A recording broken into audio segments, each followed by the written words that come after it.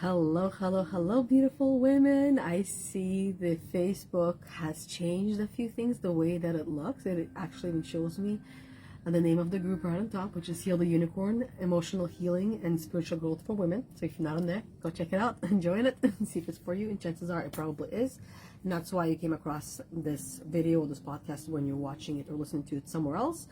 My name is Yana Kasperczak, and I am your Spiritual Awakening Core Energy Coach. And it is my soul's purpose to help you get your shit together so you can break free from the mental prison that you find yourself in, as we all do. We're all humans. We're flawed and we have lots of feelings and emotions, and we wouldn't be human if we didn't have them.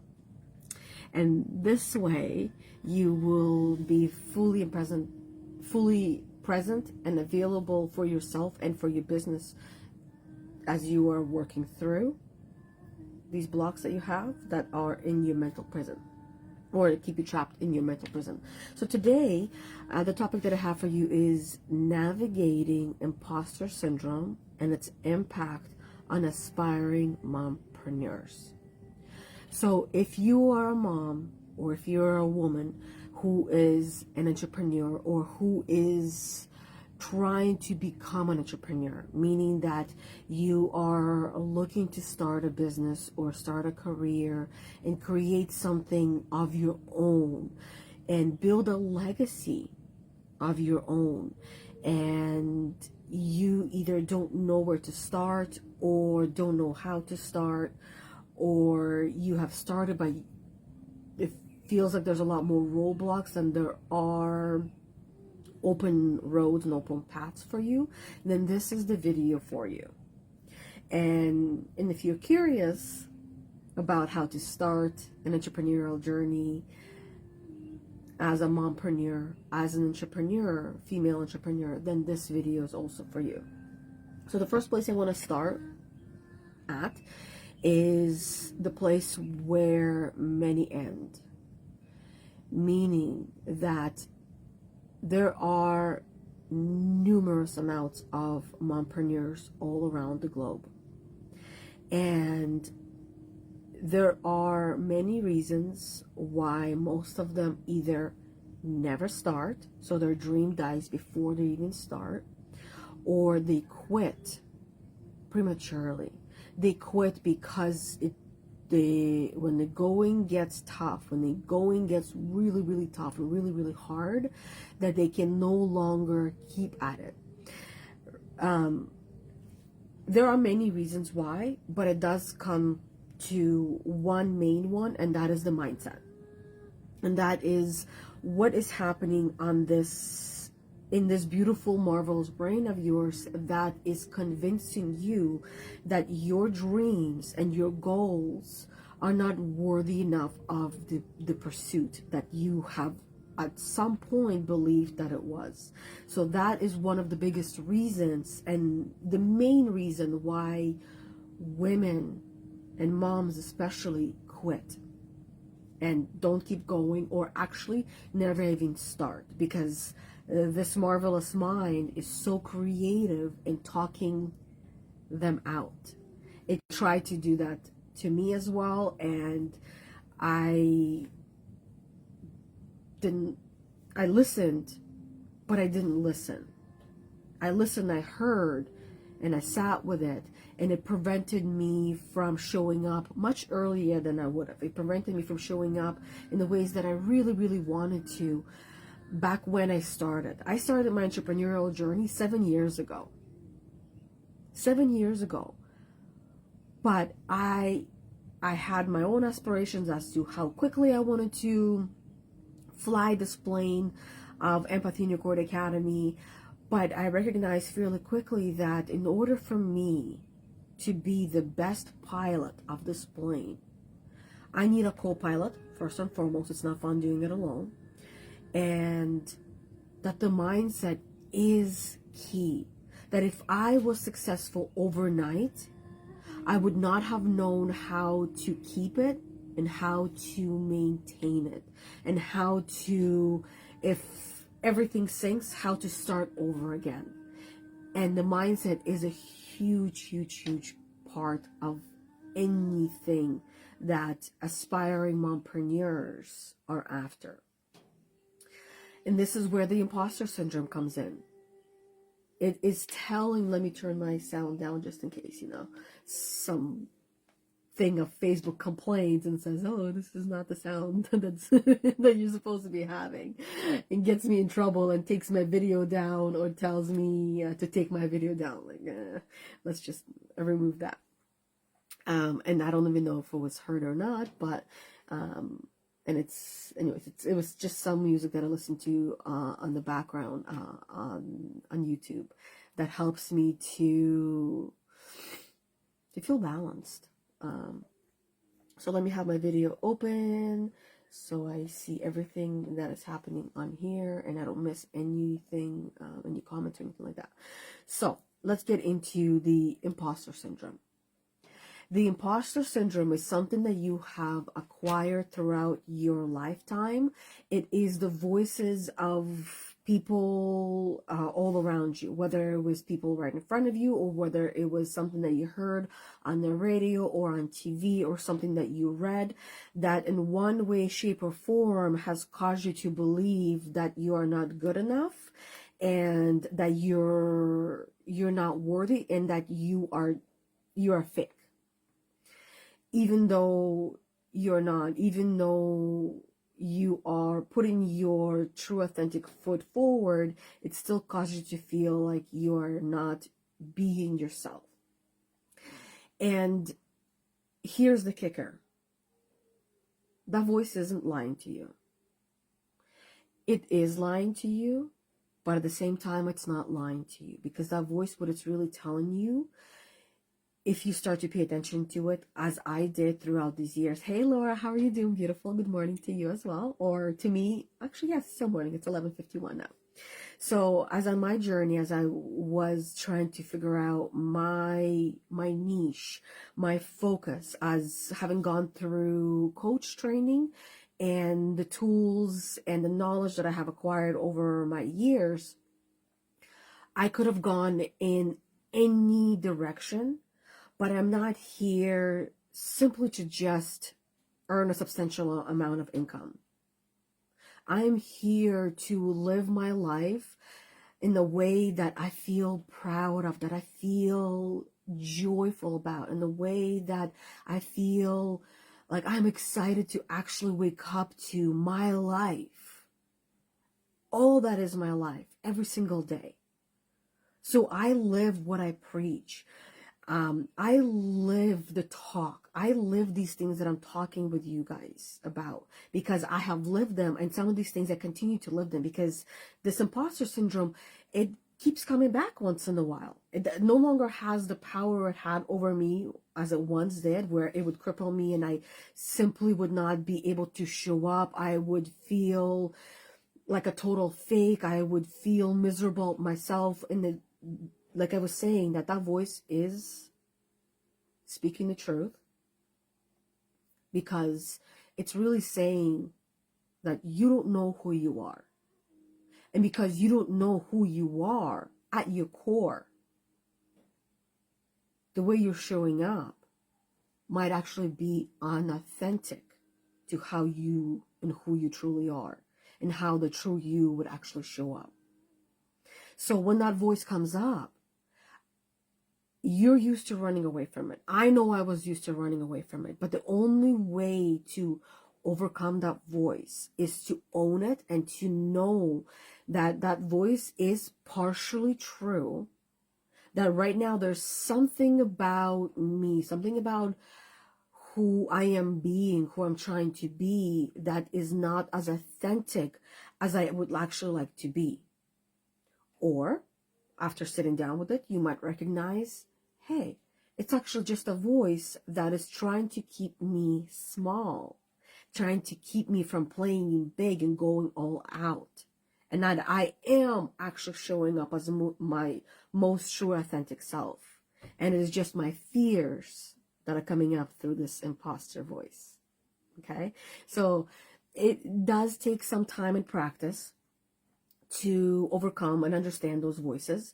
And this is, now I made a really short list, and the list, like I said, can be a really long one. Why most women, why most mompreneurs never get started or quit and give up their own dreams, give up their own goals, and go build someone else's, because it's easier that way. That's number one, because it gets really hard and there's no help, or the help that's there, it's not the right help, or there's no support, or the support that's there, it's not the right support.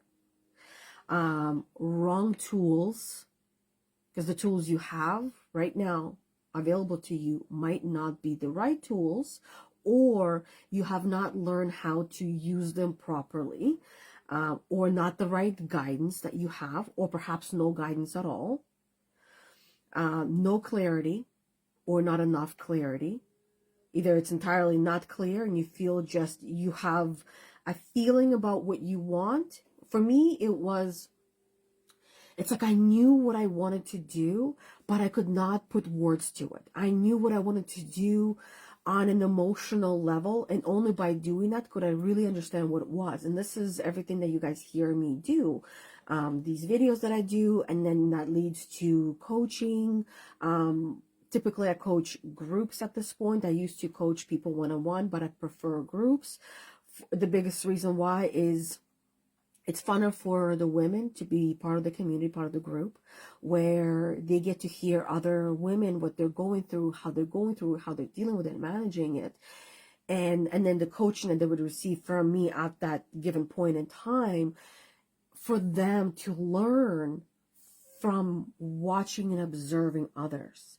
The connections that are built with these women who are in the group community is something that you can't get anywhere else. So lack of clarity, either no clarity at all or very little, that it, like in my case, I was saying how it was just a feeling and I didn't know what I wanted to do with that.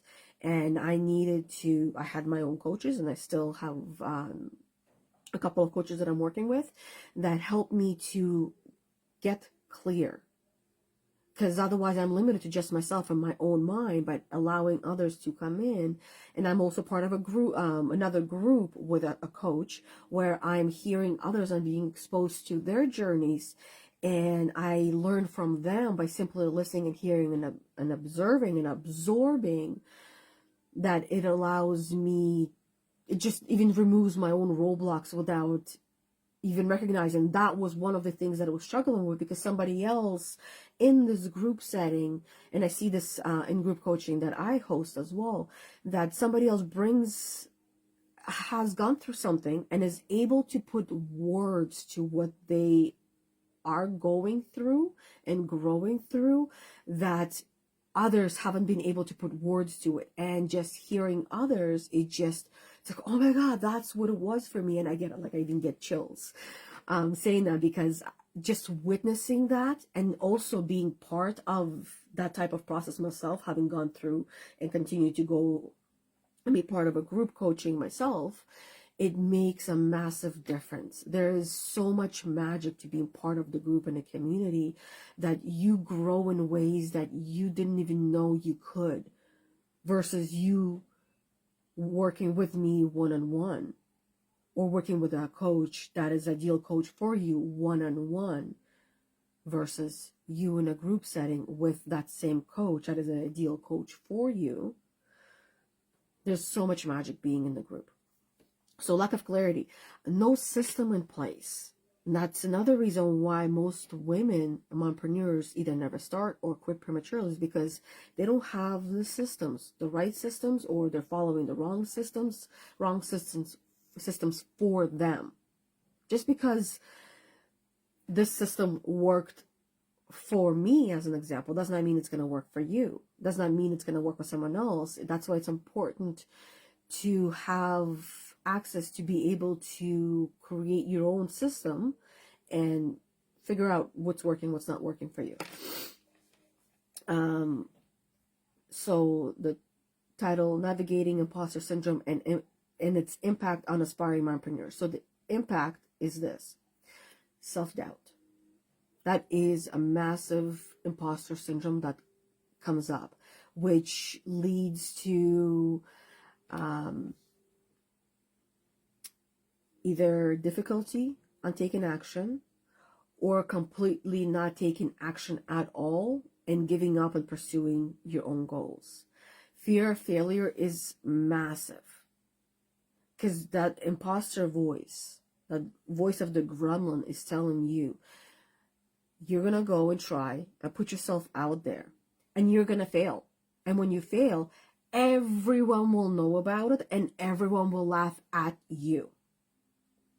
Now, that is a total lie, because what that voice is saying, if you take the time to hear that voice, to hear those messages that voice has for you, and you write them down and you read it for what it is, and you start to understand the language, the first thing it's telling you is that you're going to fail. True or not true? True. You are going to fail.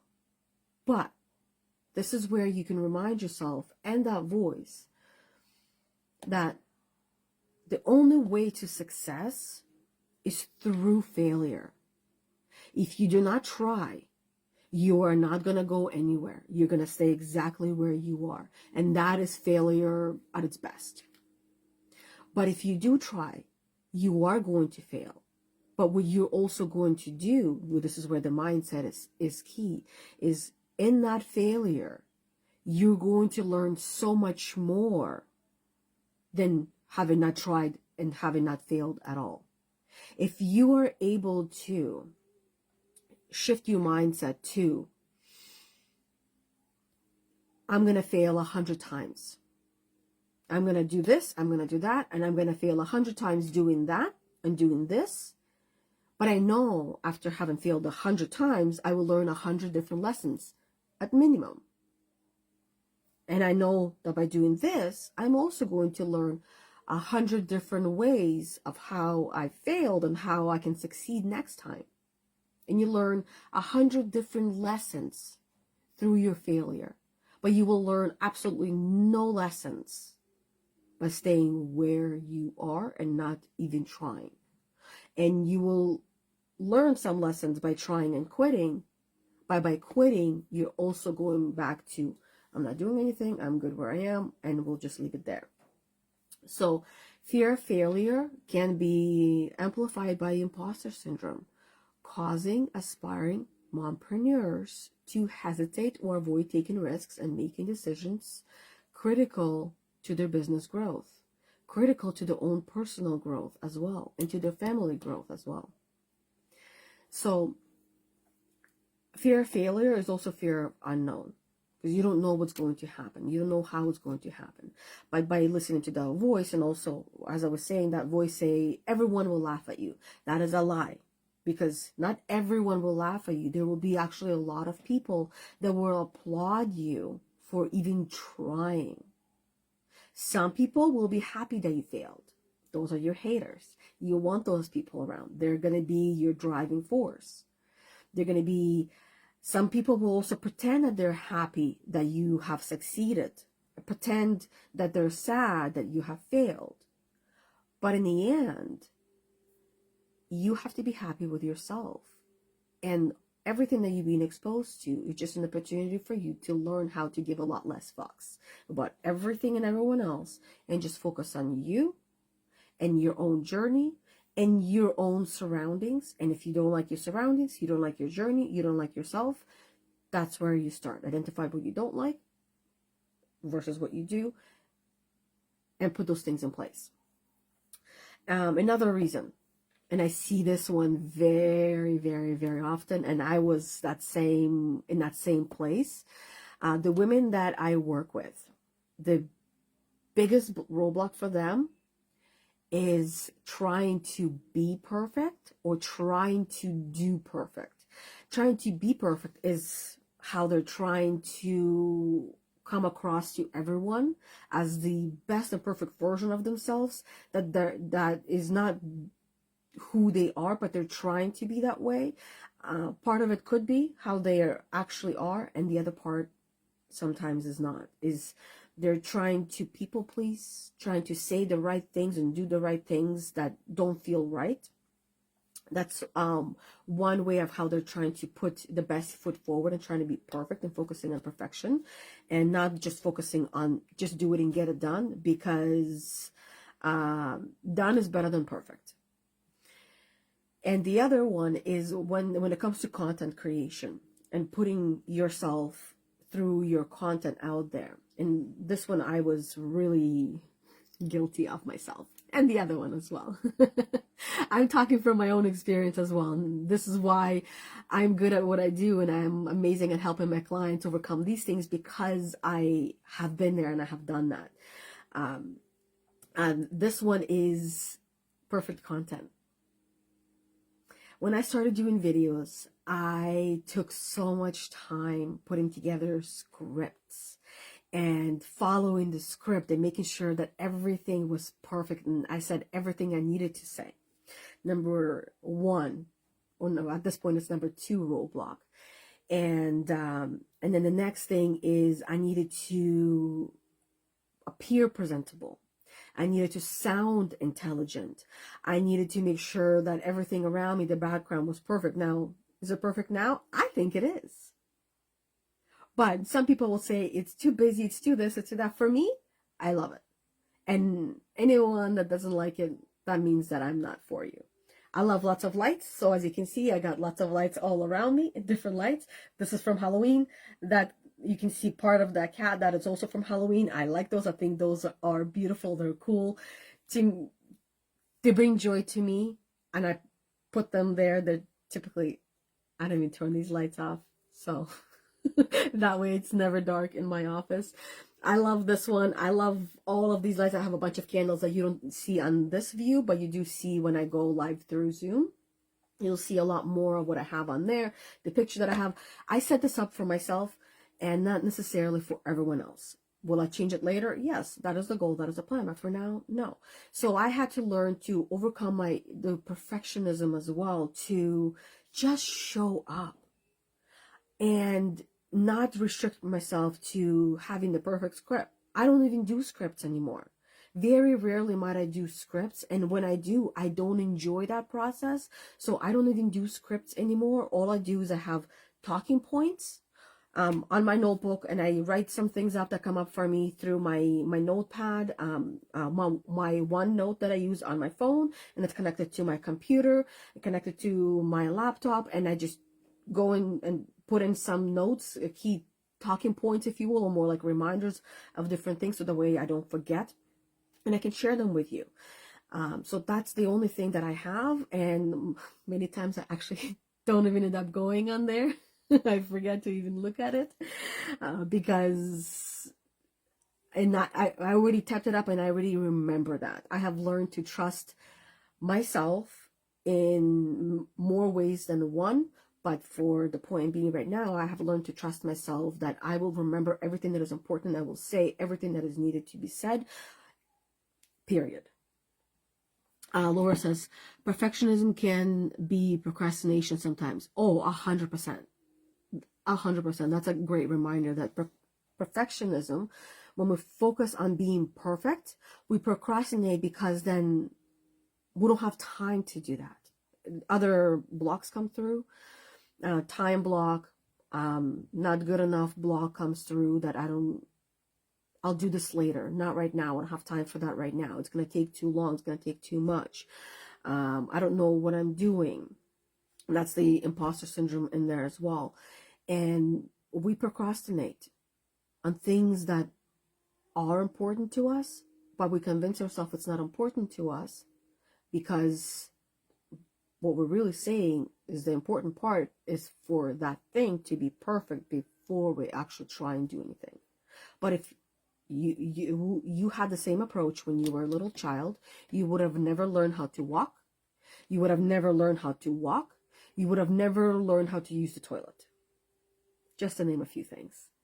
So these things have been conditioned into you, is what I'm saying. You had to learn how to do these things, how to focus on perfectionism instead of just do it. So I gave up scripts long ago, and I decided I'm just going to go do the video, flip flop. I don't care. I'm doing it, because the goal wasn't to be perfect. The goal was to get it done, to put myself out there and to be uncomfortable and fail and fail and fail until I had learned how to be comfortable failing, and then how to be comfortable trusting myself and speaking and sharing what I needed to share. Laura says, I love the lights and candles and colors. Oh, thank you. I appreciate that. Thank you very much. And I'm glad. Perfect audience, right? So perfectionism, comparing yourself to others. Compareritis, I mean, it's a disease. It's been passed on to you generation after generation. It's been taught to you because you were not born this way. So to help you overcome it, acknowledge and normalize things for yourself. Validate yourself. Be kind and nice to yourself. Listen to what you're saying. Listen to what that voice is saying, and understand it and hear it for what it is, and then question it. I want you to question everything that this mental prison, the prisoner that's in your head, is telling you, is saying to you. Question it all. And when you question it, you will start to recognize the true you in there, and all the voices, everyone else that were trying to keep you safe and protect you from things, but in the end caused you to put up a lot of walls and caused you to grow and create a lot of fears, realistic and unrealistic fears. Another thing that can help you to overcome the imposter syndrome is to start celebrating yourself. Start celebrating all the little and big achievements that you have accomplished. If one of the things I started celebrating is waking up with my alarm and not sleeping in. By celebrating this one little thing, it had a massive ripple effect throughout my life. And I started to, just this one little thing started to help me to love myself and love my life. And by celebrating all these other little things that I was doing, that normal mundane things that I at some point stopped doing, I started to relearn how to love myself and appreciate myself and value myself. And my self-worth started to grow, that feeling good, I was actually allowing myself to feel good at this point, because prior to that, every time I would feel good, I would go self-sabotage.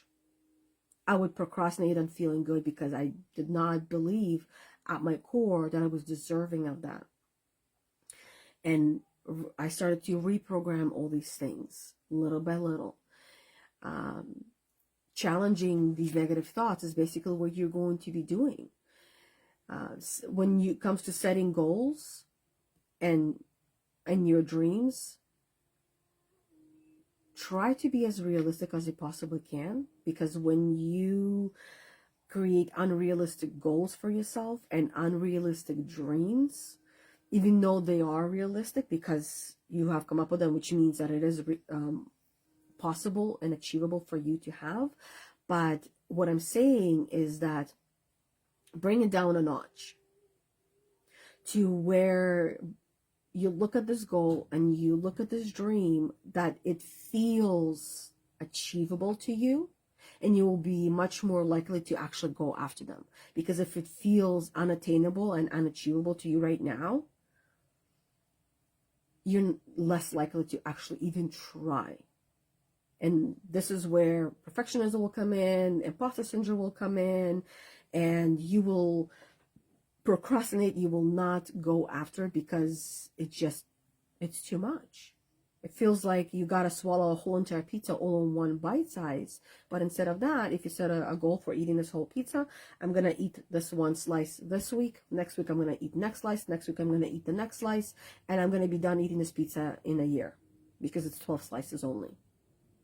Right? 12 steps that are achievable within each and every month.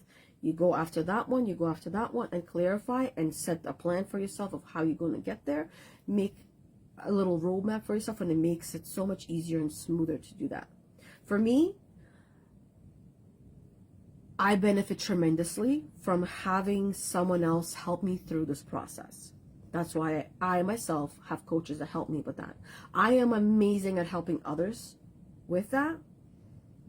But for myself, my mind can go into the clouds, and I dream, and I come up with so many different things, and having a coach that helps me to get grounded and reminds me, okay, focus, let's do this, helps me tremendously. My phone is going to be dying in a minute. So let's wrap this up super quickly. Visualize your success. So meditative kind of practices, practice self-compassion, and the last one is, even though you feel fear, do it anyways, because you will love yourself on the other side of that fear. I see there are comments from Rebecca. That's where I am a little by little reprogramming and celebrating my achievements. Even when I graduated from college and grad school, I didn't celebrate myself. Congratulations on doing that little by little. You're re-loving yourself and relearning how to love yourself. Rebecca says, I often experience imposter syndrome, especially when I am celebrated on Mother's Day and Valentine's Day. Very normal. That is the good girl mold that I have talked about many times, and you are quite familiar with it at this point. That is not allowing you to be celebrated. If you want to talk about it, send me a message and we can go into a chit chat with that one to help you through it. For the sake of my phone that's about to die, I'm gonna have to hop off. And Laura says, listening to what the inner critic has to say is great advice. Thank you. And that's the advice that is, once it's taken, you will start to see yourself transform in ways that you haven't even imagined yet, because you're really just allowing yourself to hear yourself. And that's the best way how you can show love to yourself as well. So anyways, super quick, thank you very much for being on here with me. If you find these types of videos very helpful for you, and you haven't signed up or subscribed to my podcast, which is Get Your Shit Together with Yana Kasperczak on your favorite podcasting platform, then that is my call to action for you. Go and sign up and subscribe and share it with others who you know would benefit from that podcast. Otherwise, if you like this type of videos, Anna and I would have started a new group called Soulful Conversations for Mompreneurs. Hopefully my phone doesn't die. I don't have Success Mindset and Business Growth for Mompreneurs. Go and join that group as well if you are a mompreneur and you're trying to either want to start or starting to build your own business. That will be the group for you. Other than that, I will see you on the next video, which will be next Thursday at 11:30 a.m. Eastern Time on Thursday, or Monday at 11:30, which will be the card reading. And until then, bye everybody. Thanks for being on here. Bye.